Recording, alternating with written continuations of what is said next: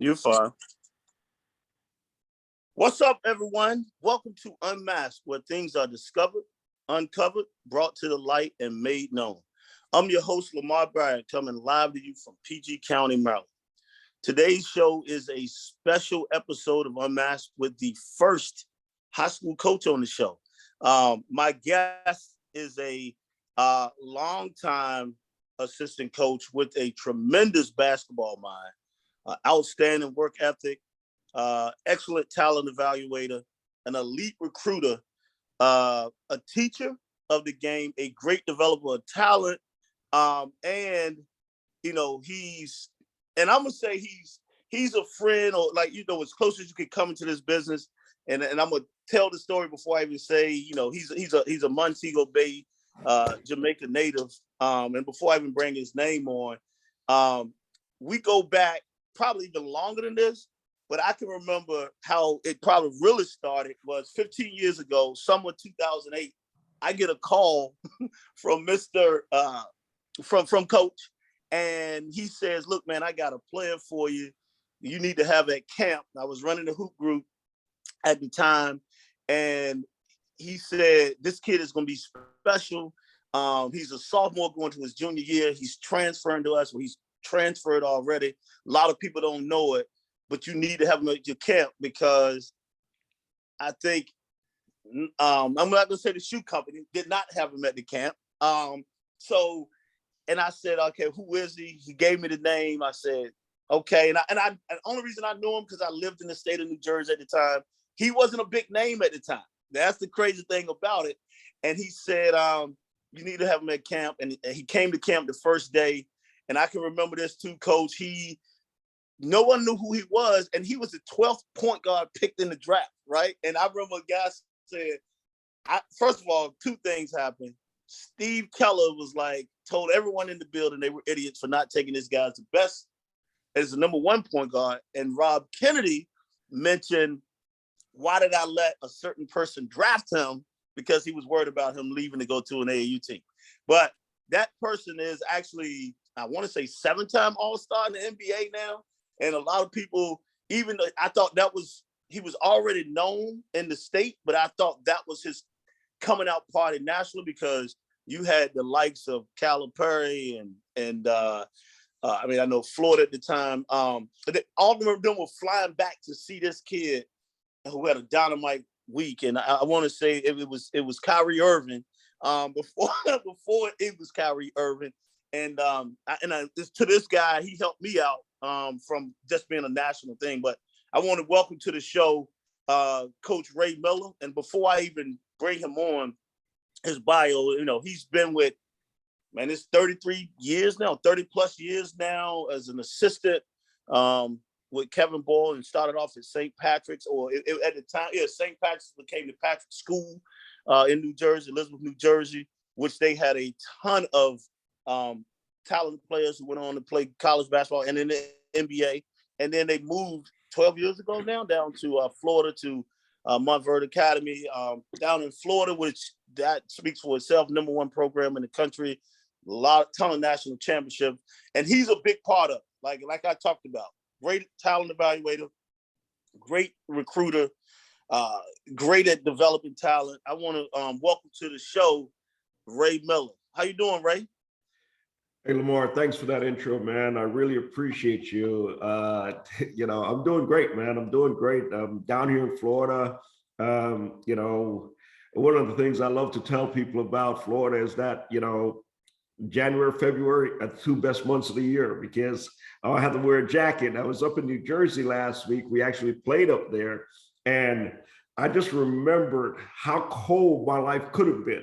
Okay. And to be down here in Florida in this time of the year and just enjoying, sunshine and, basketball, it's been tremendous, man. Thanks for having me.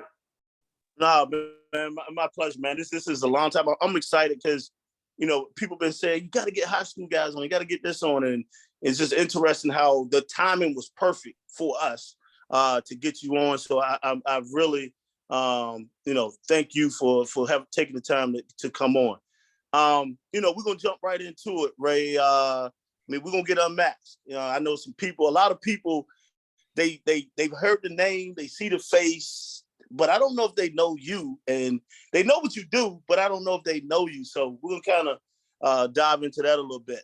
One of the first questions I like to ask, and I'm starting off with you, is you know, you've been in this game for a long time, and you can kind of talk about, you know, how do you gotten to this point along with this. But my question is, did you choose your path, or did your path choose you? That's a great question. That was a great question. I tell you, you mentioned it earlier in your intro that I'm from Montego Bay, Jamaica. I grew up with my parents and my little sister there, and until I was 15, I left and came to the US.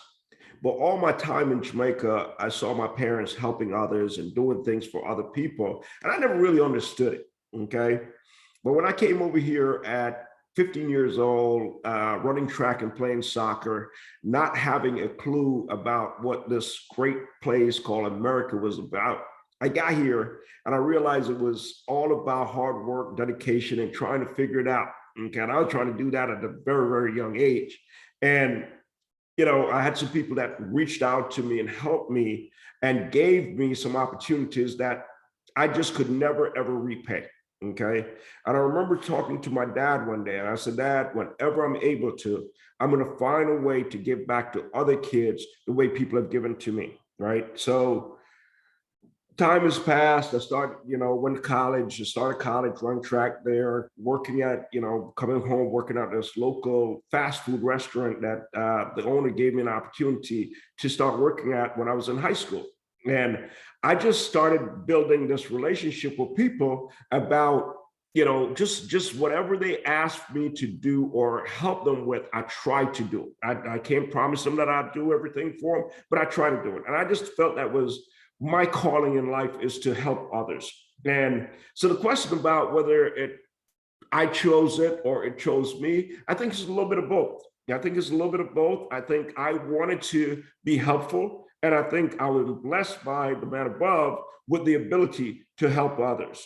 And I never knew where it was going to take me. I didn't know what I was going to do with it, but I knew I wanted to help. And that's how I started. I started helping just by volunteering my time, doing different things with different people. And then it is just, formed into what this has become, 30-some years in basketball. And, the craziest part is being with the same guy for over 30 years, building together, understanding people, and trying to help young people and their families get to where they're trying to go in life.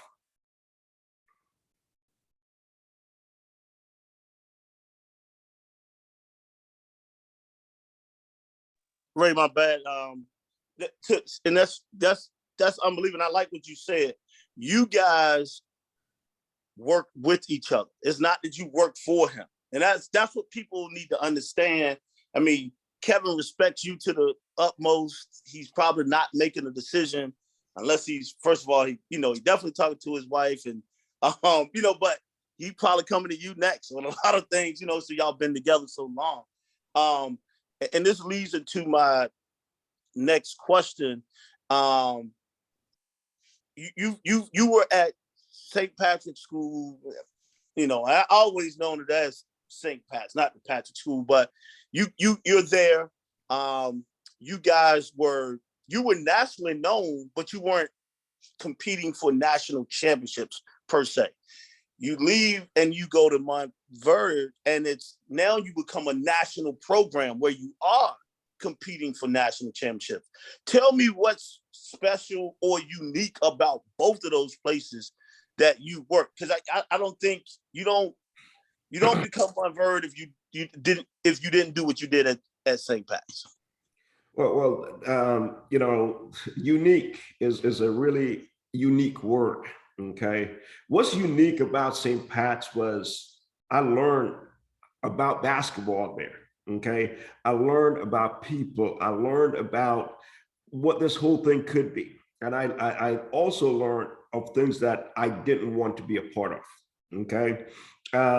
As a young kid getting into the basketball game, I saw guys that were being in some way taken advantage of because of their, just being naive.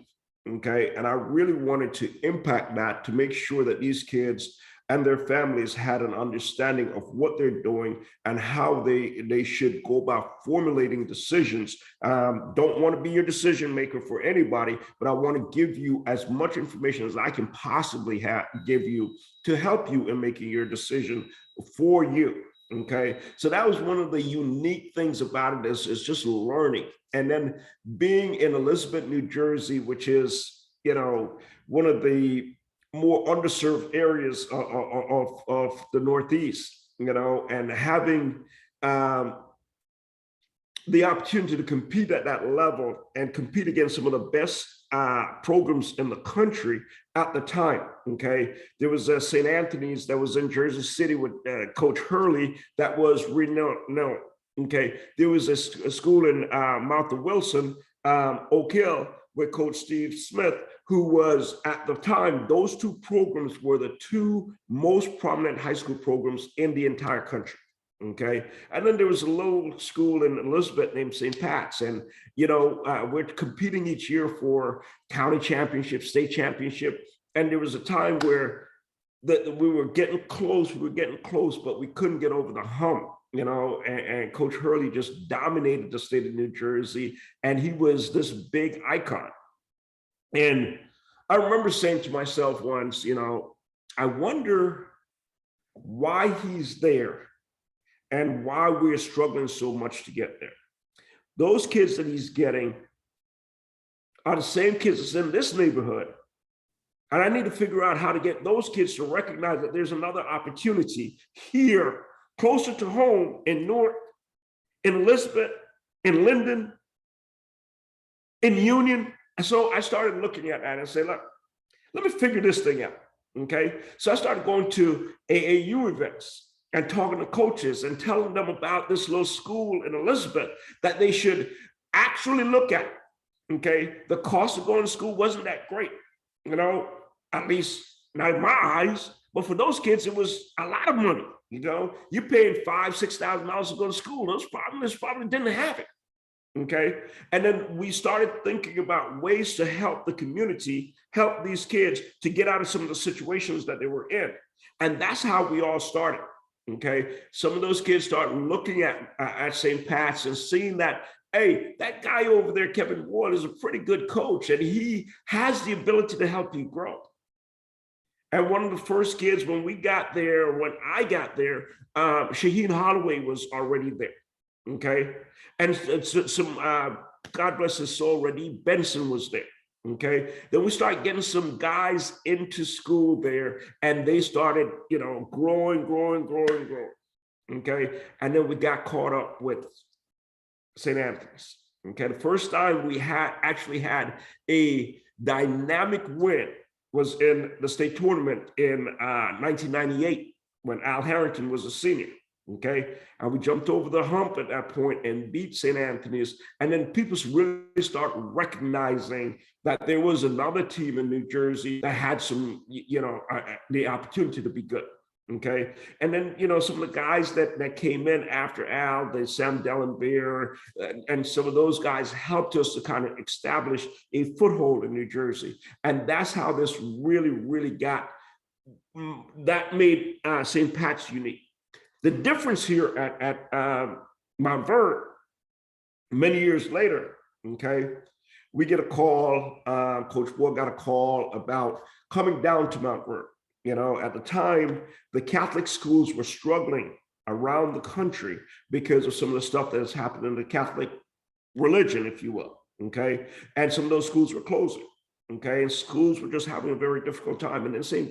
Montverde showed up. Okay, Coach Ward decided to take the job.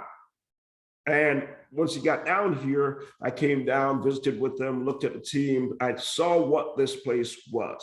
This is an unbelievable opportunity for any kid in the world to go to school. Great education. I compare Montverde to the United Nations. When I walked on campus the first day, right, and I saw flags from all over the world, and I would start checking, like, what country is that? What country is that? I said, wow, you need a geography course to just understand this place, okay? Today, the school has 97 countries on campus, from K through postgrad. And it's just an amazing opportunity to be in that global situation where you're seeing kids from all over the world, different languages, different customs, different religions, all blended into one. And it's not about athletics. More kids are at Montverde that don't play any sport, but they come here because this school has 30-something APs and honors courses, okay? Kids are going from here to the MITs, the Notre Dames of the world, the Ivy Leagues, wherever you want to go to school and study, become doctors, lawyers, engineers, astronauts. You have that at this one little place that's tucked away somewhere in Lake County, Florida, where I grew up in Florida. When I came to the United States, this is where I came first. I never heard of Montverde. And I lived an hour away from where the place is. But once Coach Ward got here and this thing started being shown on TV, it changed everything. And it's just a unique place for your kid to grow. And I can talk from a personal experience because my son was 4 years old when he came to Montverde. 4 years old. So he didn't come here for academics or come here for athletics, came here for academics. One of the reasons why I was concerned and why this made sense to me, I was in New Jersey and my son was 3 turning 4, and I'm driving at work one day, driving around to my next appointment. And I thought about what it would be for him to next year be going to school. And I don't know how he's going to get to school, how he's going to get home when my wife and I are both out of the house. Okay. And that was the first thing. I wanted something that was safe. I wanted something that was going to allow him to develop as a young man. And this was the unique situation about Montverde. It is education, it is community, it is safe, and it strives on excellence.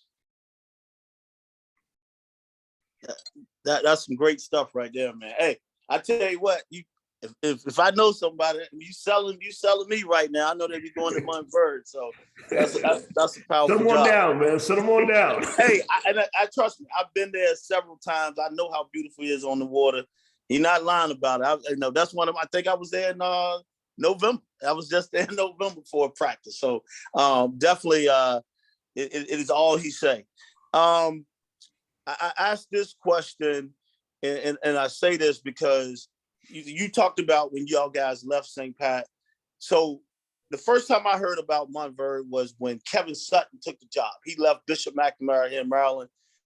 He kind of started, the program started there, but you guys took it to another level, right? So my question to you is, how have you been able to build such a powerhouse program at Montverde? Because he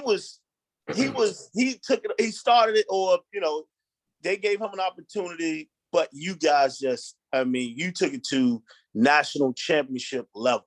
Talk about that. Well, it was funny. Last week while in New Jersey, I actually met the first NBA player out of Montverde, Luke Amute. Okay. And Luke, and I just chatted for probably about 15 minutes about when he came over from Cameroon, Africa, to Montverde, and what those teams were under Coach Sutton, who should be credited for establishing the program here and doing some really good things. However, over that period of time that Coach Sutton was here, he was able to lay the foundation, right? And we have to give him credit for that.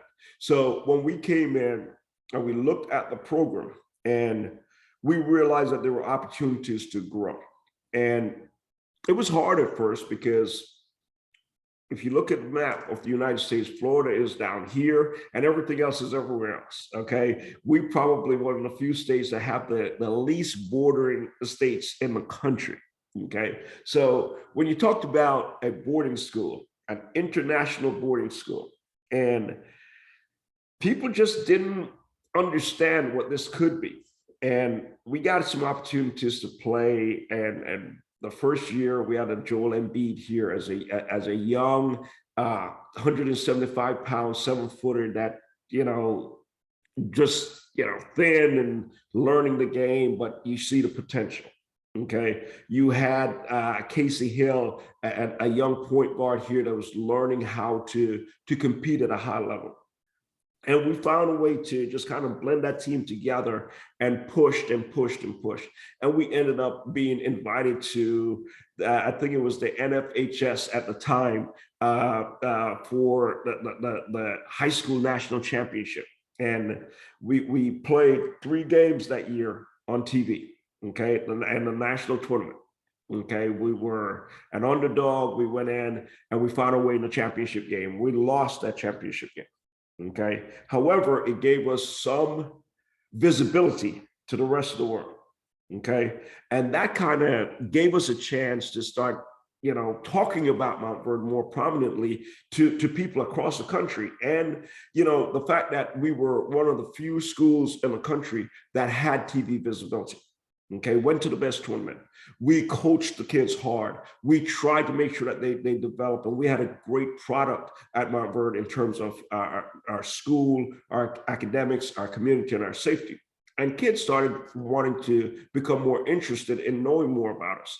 And families, parents want their kids to be in the safest situation. And when I talk to people about Montverde, and one of the first things I want to stress is the safety, because in today's day and time, that's the only thing that matters right now, is that your kid comes home every day. Okay. I don't care where you are. We have a world that's very different. And I really found that this was a place that I was comfortable having my son at 4 years old. And I stress that to people. And with that comes all the other good things. And by having that foundation and by having that safety, more people wanted their kids to be in this situation. And how did we build this? It's because people trust what we have here and how we conduct our business and how, direct and honest we are about the next step in your kid's journey to get to college. We didn't talk about being pros. We talked about getting you prepared to be a college player. Okay. Over time, we've gotten some guys to the pros, and that has attracted more and more kids to our program. More and more families want to know about it, and it became a global thing. With one of the big additions very early in our career was getting Ben Simmons here. Okay, Ben came over from Australia. He was injured. He was probably not going to play that season. We have a great medical team here that ties into our nurses, our athletic trainers, and the network of doctors that we have tied to Montverde. And that gave Ben a chance to rehab with our team. And at the national championships the next year, second year that we were here, he played in that. And the rest is history from there, because his involvement in those 3 games, we ended up winning the national championships, and then it became one of the places to be, one of the places that people wanted to know more about. And we've been able to build on that by just establishing that we are able to help you get better. Okay. And it's never about us as coaches. It's about the kids and their family as far as the level of commitment and the willingness to do the work. Because no matter how much we can teach, if there isn't a recipient on the other side who is going to trust us and try to do as much as we're trying to pour into them, it doesn't work. And we've been able to have the right type of kids and the right type of families around us to make this thing work for a long time. I mean, yes, you have. And you've thrown out some names, and I've heard them. I know who they are. Who are some of your most notable alums? I mean, and you know what? And a lot of times people always, and you may even bring some names out that didn't end up going to the NBA or did some other things. But who are your most notable alums? Like, where are they now? And do you still keep in touch with them? I'm sure, because, you probably built a brotherhood or a network, but who are some of your most notable alums? One of the most one of the guys that I'm most proud of is a kid that came down from Toronto, Canada, when it wasn't, I guess a popular thing for Canadians to come down here and kind of get into basketball and go to a Montverde. But this kid never ended up playing at the NBA level. Okay. But his name is Chris Eggy. Chris Eggy came down here from Canada. He was an unbelievable kid, the best student. Okay. He ended up going to Harvard. Okay, and early in our infantry here at Montverde, to have a kid, and there have been kids from Montverde that's gone to Harvard before, but they weren't very visible. Okay, this kid played on the national championship team, ended up going to Harvard. Now he's a big shot with Goldman Sachs. Okay, and I think that kind of established us over in the North. Okay, to open that door up. Ben Simmons coming over here from Australia is another great ambassador of our school that created the energy to attract other kids. Joel Embiid coming over here from Cameroon, Africa, another continent that got opened up to us. Okay, so those things were really important. But some of the guys that have gone through here and have done great things are D'Angelo Russell. Okay, he was our first draft pick from Montverde. Okay, then you have Ben Simmons, you have R.J. Barrett, Cade Cunningham, Scotty Barnes, Andrew Nembhard. Okay, who took all of his college days and now end up being in the NBA. Precious Achiuwa. Okay, Deron Sharp with the Brooklyn Nets. Moses Moody with Golden State. Okay, in college, you have Dariq Whitehead, you have Caleb Houston with the Orlando Magic. So those are just some of the guys, some of the many people that have gone through here and done great things with them, with their lives, and helped their families and their communities. So I can't be happier for those kids and their families to have gone through the process of taking on something that's, I tell kids all the time, this is the hardest thing you're ever going to do in your life when you come to Montverde and try to combine great academics with great athletics, great responsibility in the community, the travel, all the stuff that goes into this, okay? Because it changes everything that you've ever done. You may have worked hard before, but the regiment that you have to be on here is second to none. And I think that speaks volumes of these young men that have gone on to be doing great things. Jalen Duran last night was, had career highs across the board. Okay, that's another great young man to come here and just have had great success early in their careers. I mean, people don't even realize it. You just talked about it. 30-17 last night. I watched it, but like I said, I can speak to that because I did recruit a young man from you guys. He didn't understand how hard it was, and he ended up spending a little extra time with you guys, but you got him through, and so you actually had him to understand what hard work was in the classroom, not just on the basketball court. So I can definitely second that, what you're saying. You talked about some names, you throw them out, and I know a lot of times people argue, but you can kind of back yours up a little bit because that 2020 team, it could be the best high school team ever because you had five that's in the NBA now. You had 5 draft picks, like on a high school team. We're not even talking about, the guys that were young who are in college now that are freshmen, that was on that team. But talk about, I know it was, like you said, it was Moody, it was Scotty, it was Nembhard, it was Cade, and it was Deron Sharp. Those are 5 guys, that got drafted. Discuss that best high school team ever in that 2020 season. Well, that was a unique year. That was a really, really unique year. And it was one of those bittersweet years also, okay, because that's the pandemic year. Okay, so it has great significance to me personally. I'm sure to the guys also, how that year played out. one of the things, we had some really good guys returning from the previous year, and Cade and Moses and Dariq Whitehead and Caleb Houston and Ryan Nemhart and those guys, and then you bring in a Scotty Barnes, you bring in Daron Sharp to solidify that team, and it was showtime. I mean, the only thing I could compare that team to is what was back in the 80s, the Los Angeles Lakers. Okay, showtime. Okay, every game was a show. I mean, I remember practices where you'll have 15 college coaches sitting in the gym, okay, and they're excited about watching practice. I mean, it was so competitive every day in practice. It was unbelievable.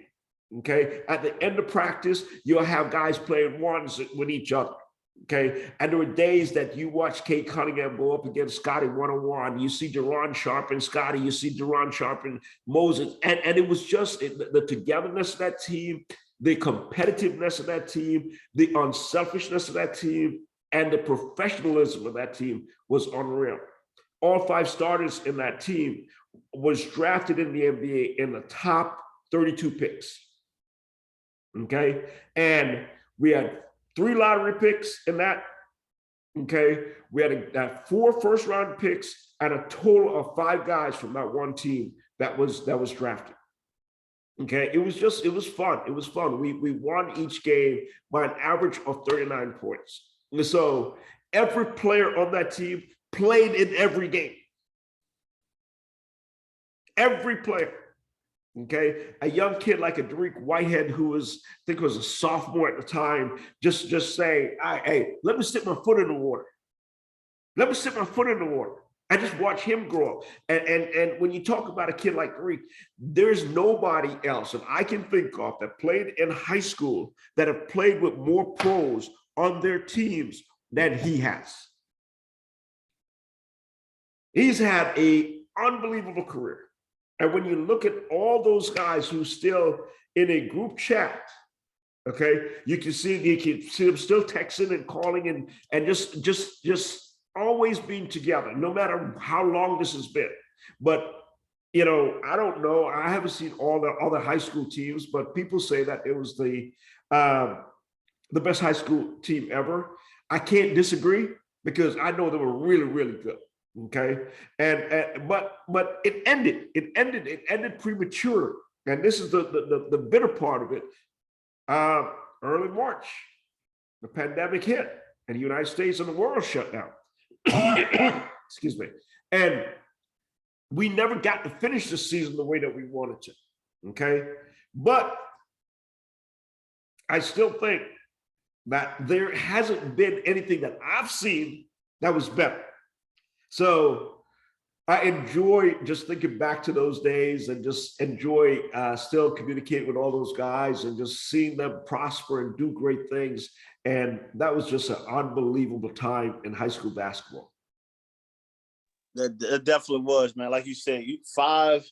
I mean, the only thing you have to argue with is you got to go way back to when Dunbar, back in the 1980s. You know what I'm saying? So. Right. That's people always talk about that as being one of the best, but wow, that's a terrific number.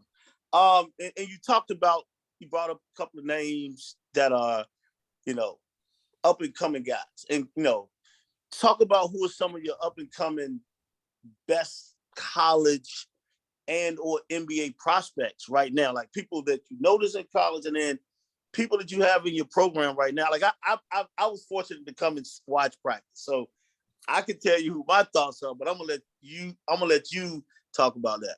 Well, I mean, our college guys right now, several of these guys will probably enter the draft this year and see where they fall. Dariq Whitehead, as I spoke about, came here as an 8th grader. And so he spent 5 years with us and developed. He's going through some injuries and stuff this year. So we'll see how that all plays out. Dylan Mitchell, who has been one of the most talked about prospects out of Texas right now, is another one. Ryan Nemhart, that is leading the charge at Creighton, is another kid. You have Caleb Langston Love at Baylor, okay, who's having an outstanding season. Those are some of our college guys right now that's really, really chopping at the bit to do big things in our current team. This is another one of those teams that I think has potential to do great things. You have a young kid that is one of the top players in the country, Cooper Flag out of Maine. You have another young kid, Asa Noel, that most people don't know about, 6'10", 6'11", stretch four that can really, really, really rebound and shoot the ball. You have a kid going to Duke this year and a Sean Stewart, which is one of the best rebounders, physical kid in the country. You have KJ Evans going to Oregon, 6'10", that can guard all 5 positions and stretch the floor. Another terrific, terrific player, Chris Johnson, kid out of Houston that's going to Kansas. Okay. Yesterday we played in a game. We didn't play well early in the game. He got in the game and really settled us down and led us. He was probably the MVP of that game. There's so many guys, man, that is, we have a young kid out of Texas, Liam McNeely. Okay, 6'8", one of the best pure shooters in the country, and now his game has grown to, being a better rebounder, being a better passer, decision maker. I mean, these guys are really, really getting to a level that is special. And let me not forget the kid that plays at Indiana. We have 2 guys at Indiana, but a kid by the name of Jalen Hood-Schifino that came here as a junior. This is a kid that is probably one of the most impressive kids that we've ever coached. Fino came in, he played very little his junior year. Okay. I remember him going home and he's coming back. I picked him up at the airport, driving him back to campus. I'm just having a general conversation with him. And I asked him, I'm like, so what you thought of the year? This is a kid that started every game for his high school as a 10th grader and never got one start as a junior with us. Played probably a quarter each game. And he said to me, this is the best decision I've ever made in my life. And I almost rolled off the road because you don't play that much and you feel that way. He said, Coach, I learned more about basketball in this year than I've learned in my entire life. And that kid today is a starter at Indiana University and have jumped over several guys on these mock drafts that you look at as to what he is potentially going to be. And one of the things that separates Fino from a lot of people across the country is one thing, his work ethic. He's not the most athletic. He's not the most skilled. He's not the most of everything. But he's one of the hardest workers that we've ever coached. And I think that separates guys who have more talent but don't have the work ethic to go with the talent. And this kid will be a very, very productive future player at the next level. I can't comment on that, but I just saying I'm not disagreeing. So, okay. You've been in this, and you've seen the landscape change over the years. I mean, it's changed in the last 5 years. It's changed in the last 3 years. I mean, it's changed in the one. It's always evolving. What is your opinion about the name, image, and likeness, the NIL, and how it's affecting college athletes and sports? Because, like, a lot of times it might not affect, well, it will, because you at a higher level, the higher level kids you have in your program.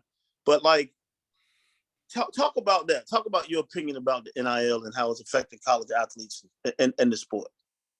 You know, it's really incredible to see how the landscape of athletics has changed. You know, you talk about the professional level and the types of money that is available to players in general. Okay, when you bring this down to the college level and you put the NIL in, one of the best things about the NIL is something that we've always worried about over the years, how these kids taking care of themselves. Okay, so finally kids have a chance to make some money. Okay, however, I don't know if the NIL is the best, has been the best way of doing it the way that it is presently constituted. Okay, it becomes the have and the have nots in terms of college levels. Okay, big school with great boosters has a slush fund. Okay, then you start having what you have in baseball. You have other schools becoming the farm system for other players or other places because of the difference in money. The one thing that I don't think is good about this, it was always when the O'Bannon brothers filed their lawsuit about name, image, and likeness many years ago, which is where this all started. Okay, it was about the NCAA making money off of the kids and the kids not being able to share it. Today is still the same thing because the NCAA does not share in the NIL. Okay, so the NCAA still gets their cut, which is all of it, and the kids get somebody else's cut. So I think that there's a misconception, okay, that colleges are, or the NCAA is doing things for these kids. Yeah, they've passed a rule that they can go make money, but they have not shared a dime of their own money with the kids. So that is a, you know, is an important factor, because what happens there, they are not responsible for what happens to these kids in that scenario, meaning, right, that these kids are still not educated about managing money. And the NCAA doesn't care because it's not their problem. You make your money from, you know, collectibles and this, that, the others. You know, we don't have a, you want to make money? We gave you a chance to make money. You go do it. Okay. I think that most disappointing thing in that is the lack of education about financial management and the responsibilities that these kids have for that money. Okay. And until that change, we are running the risk of injuring those young men and women in the with this NIL package. The other part of that is it becomes harder in the locker room. It becomes harder for the coaches in the locker room.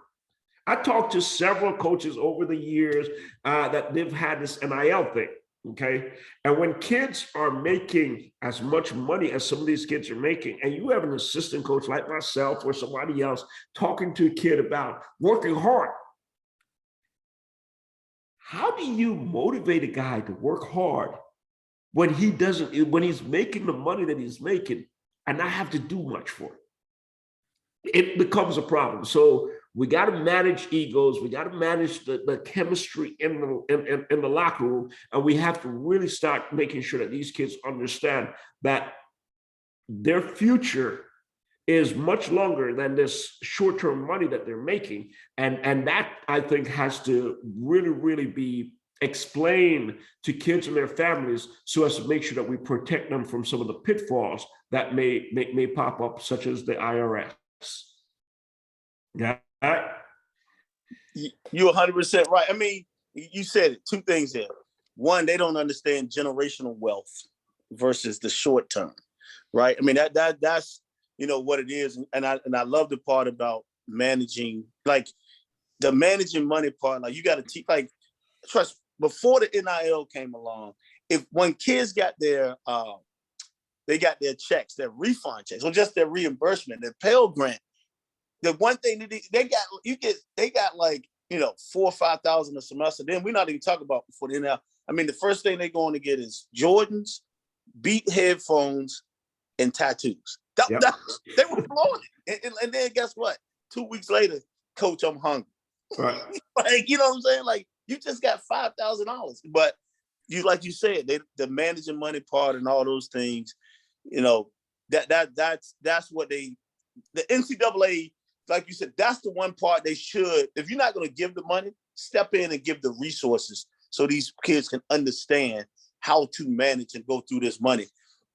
And because, like, you're saying something good, like you're saying something now, it's coming to high school. I mean, it's not just like, you know, it's not going to stop at college. It's going to be at the high school level as well. So, you know, that's something y'all got to deal with.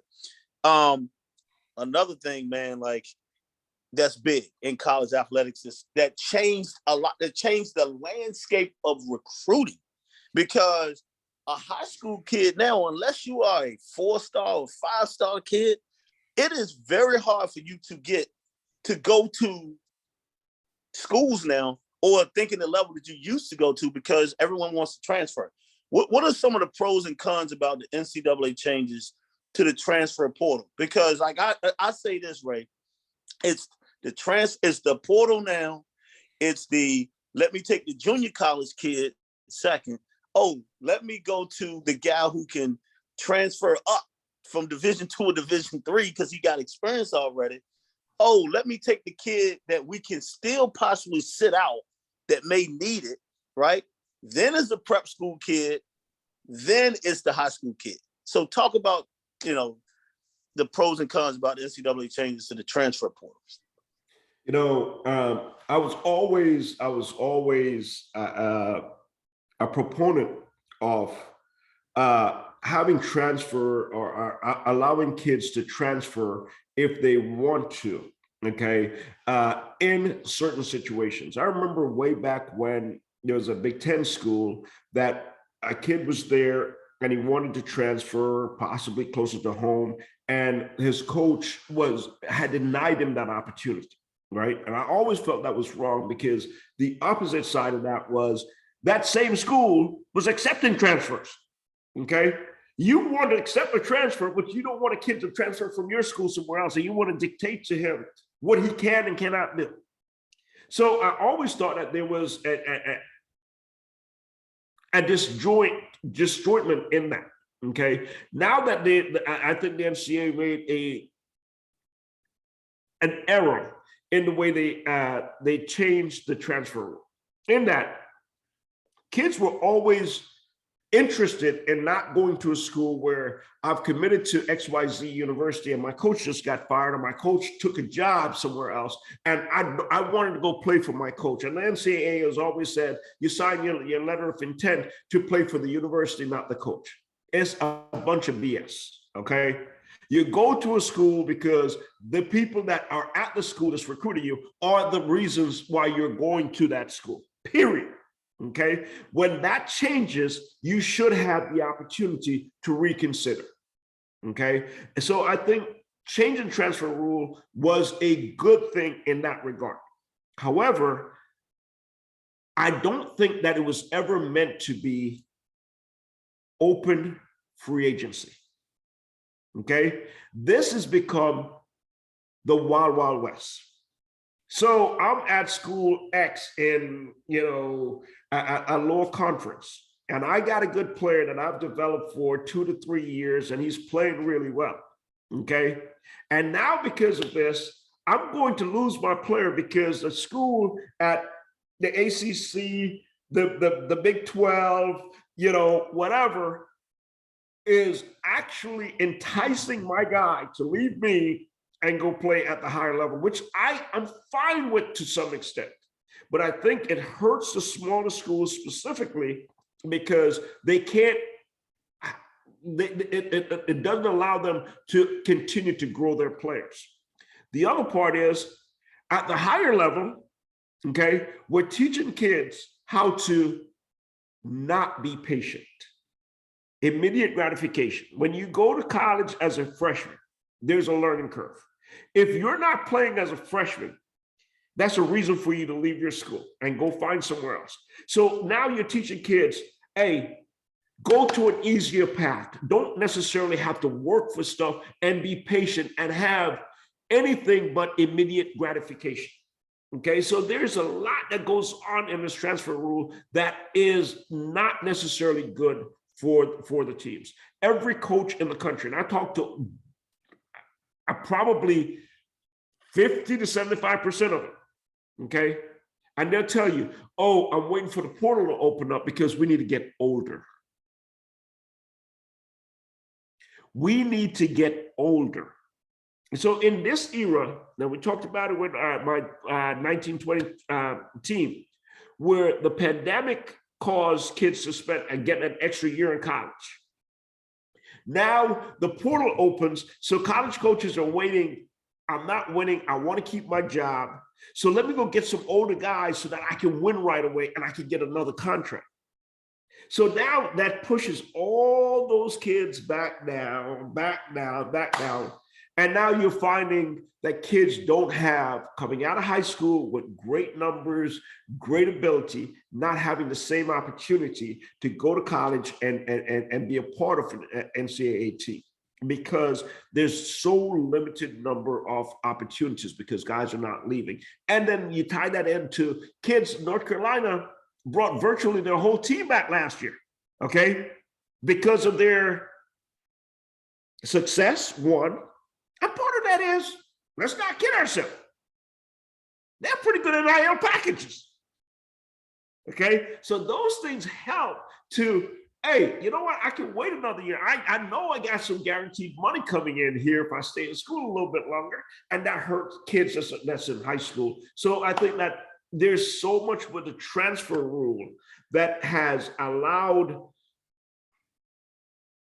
some damage to high school kids, some damage to coaches in the college level of not ever knowing what your team is going to be from one year to the next.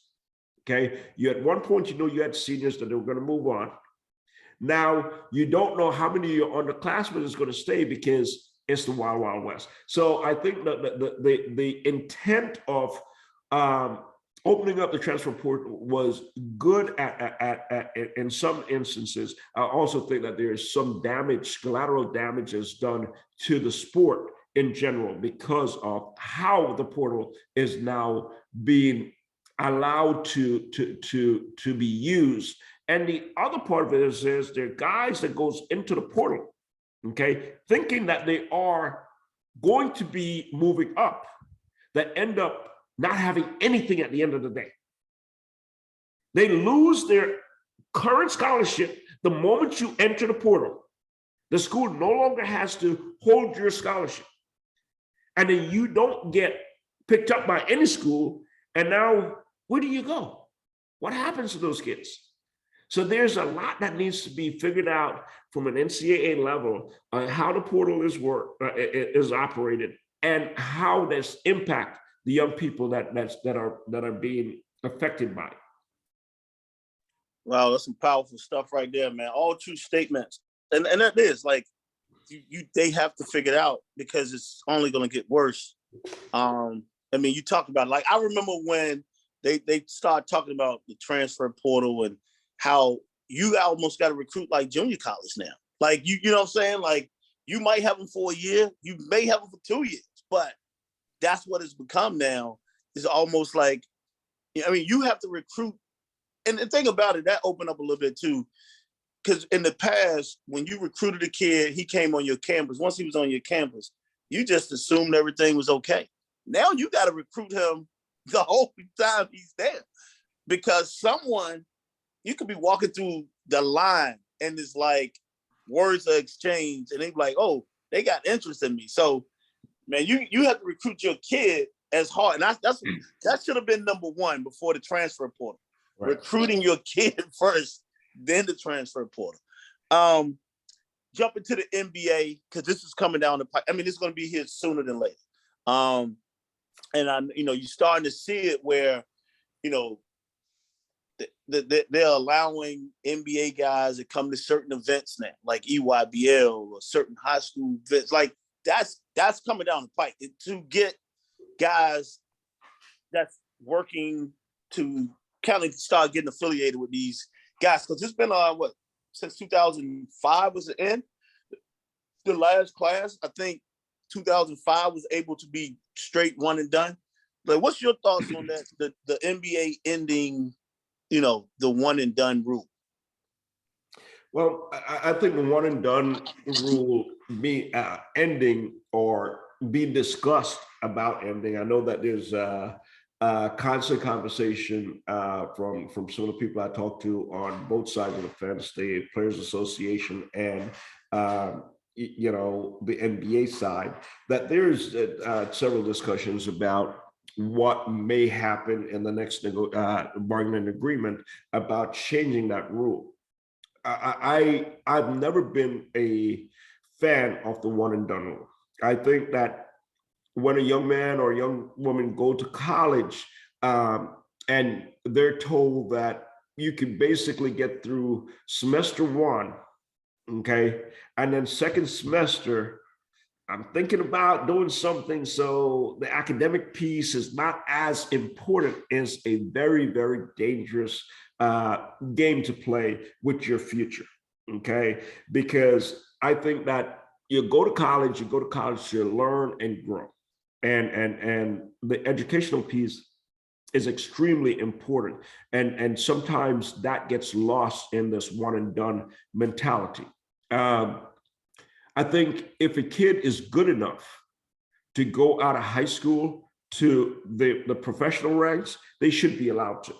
In normal people, you leave high school and go get a job. Okay, there's no restriction. Okay, there shouldn't be a restriction in you leaving high school and go get a job, and that's what the MBA is a job. Okay, it only has 450 employees, but it's a job. Okay, so if you are good enough and you're talented enough, you should do that. We had a kid back in the day when this rule was a lot different, right? Al Harrington went from St. Pat's to the NBA. At the time, if you're a high schooler and you decide that you want to enter your name into the NBA draft, you lost your college eligibility at that point.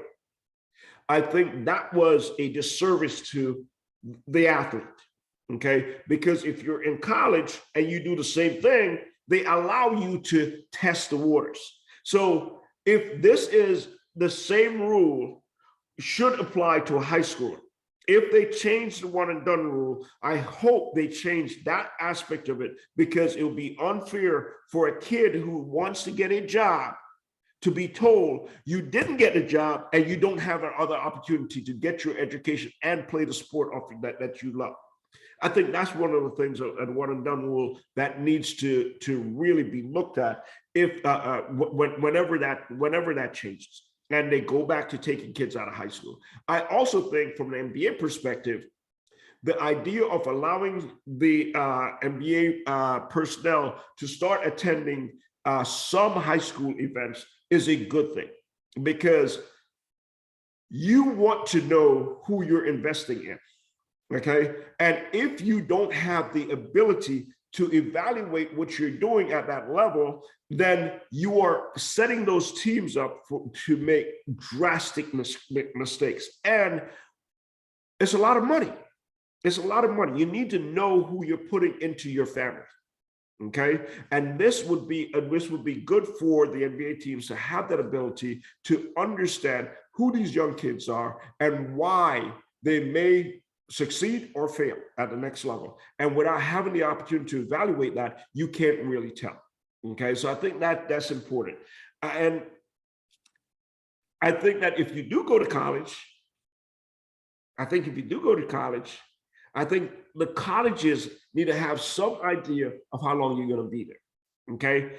And like in football, you have to be there for 3 years, right?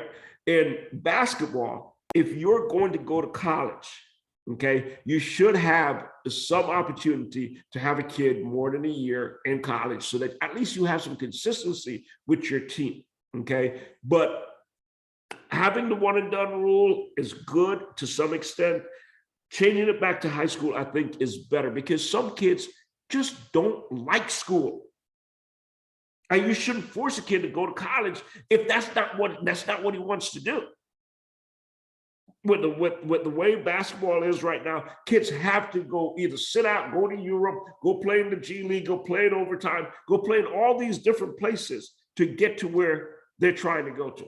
And you don't have that restriction in all other areas of life. Yeah, I mean, yes, you're 100% right. I think Overtime Elite had the right idea, right? But when they realized that you're paying guys, and then what if they don't make it? The same thing you talked about, like where do they go? You know what I'm saying? So, yeah, they got that short-term money. They don't have the generational money. Right. And now you have something to start with, but I mean, you get that if you got $20 in your pocket when you were a kid, you was running to the candy store or whatever, and you was blowing that 20. So $20 or 20 million or 20,000, you're gonna do the same thing. It's not because we weren't told how to save money. We was taught how to spend money, but we weren't taught how to save money. And that's why I think the education piece has to come in. I'm gonna ask you this. This is close to the next slide. I know we've been on. I can talk to you all day about this, and I know you got stuff to do. If you could, you talked about it, and the reason why I bring this up, which is good as well, I think in the USA, in the United States, we have 3 different games that's going on. We got high school basketball, which you have some people have a shot clock, some people don't have a shot clock. It's it's a 32-minute game. You go to college, now you're playing halves, 2 20-minute halves, and then you go to the NBA, it's a 24-second shot clock. It's spacing on the floor. They've adopted the European game a lot more, with spacing and ball screens. And so we talk about that. 3 different games. I mean, how can you say these guys are developing at a level that they can get there? But my question to you is, if you could implement one rule or policy change in college or professional basketball, what would that be and why? Well, that's a great question. I think one of the biggest detriment, I think, to kids playing basketball is the difference in, we talk about teaching the fundamentals. And when we talk about fundamentals, we talk about being able to dribble, pass, and shoot. Okay. Having a high basketball IQ, learning those things. But one area that never comes into the discussion is defense. Okay. And you look at the different levels. The NBA went to it for a while where they were allowing you to play zone. And I think that every kid should learn how to play man-to-man defense, how to move their feet, learning the fundamentals of the defensive end of the game, and becoming more competitive one-on-one with the person in front of you. I think that is the biggest area that I would like to see change, that everyone plays man-to-man defense. You can have some zone principles, but kids need to learn how to defend and how to compete at a high level, no matter what level you play. And if you're trying to transition to the next level and the next level, that is a skill that can be transferred with you to those levels. I think that would help the game in general. Okay, the NBA game is a lot different now with all the spacing and no help and that kind of stuff. But that is even more imperative, that you can keep the guy that has the ball in front of you and not have, being just a simple blow by. Okay, so I think that I would love to see the defensive principles being taught at an earlier level consistently across the board. Great stuff. I mean, you talk about it. They don't talk about defense as much. And it is hard. Guard somebody 25, 30 feet from the basket, no help. Like, that's tough. And people are like, oh, the NBA don't play defense. No, they do. If they didn't, it would be 170 to 165. You know what I'm saying? Not what it's getting close to that number anyway. It is. It's getting close. It's getting close. I'm gonna end with this question, because I like people to see, where they were and how far they've come. Knowing what you know now, what would you tell your young self to prepare for, just in this business? Whether, like I've always asked this question. I know I've said it to you. Like, you're a guy that, everyone wants to know, why is Ray Miller not coaching college basketball? Oh, why is Ray Miller not doing NBA stuff? Like, you know how to evaluate. You have 70% of the jobs in scouting in the NBA is intel anyway, so you got connection with everybody. But talk about, knowing what you know now, what would you tell your young self to prepare for, just in this business, period? Well, it's always good to reflect on, you know, what you have learned over time. And what I've learned over time, that this is a business of people. Okay. And as long as you understand how to be helpful and care about people, you can have success in this. Okay. And I'll tell any young person that comes up in this game, what I've learned is that people matters. People matters. And you need to make sure that you carry yourself in a way that you're respected, not liked. Okay, it's unimportant. I say this to my guys all the time. It's unimportant to be liked. It's more important to be respected. So carry yourself in a way that you will always gain people's respect because of the way you treat them, the way you approach things, and your ability to listen to them and be flexible in your decision making. Okay, there's so many kids that have had tons of struggles, and people will tell you, oh, this kid's a bad kid or that kid's a bad kid. Use your own eyes, ears, and your own intelligence to evaluate each situation. Okay, and try to see the good in everyone.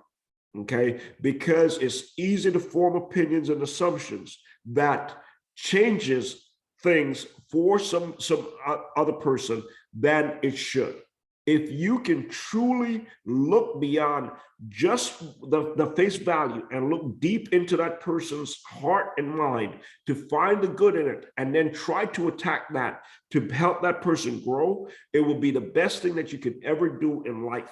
Okay, regardless of industry, regardless of whatever you want out of life, if you can help someone else achieve what they're trying to do by you being a guide, it will help everything else that comes along with that. Man, that's awesome right there. And I want to say, man, this has been awesome, right? This show, having a chance to have you come on. I want to thank you again for Ray, for being a guest on the show and being unmasked. Is there anything you want to leave with the people before we go?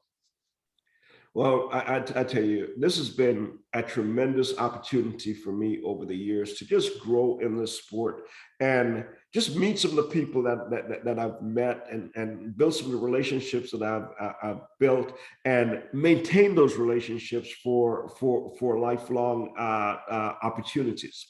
I think that going forward, one of my goals have always been to, do anything that I do at the highest level. And my passion is at some point to end up being at the NBA level and help build teams like I have at the high school level.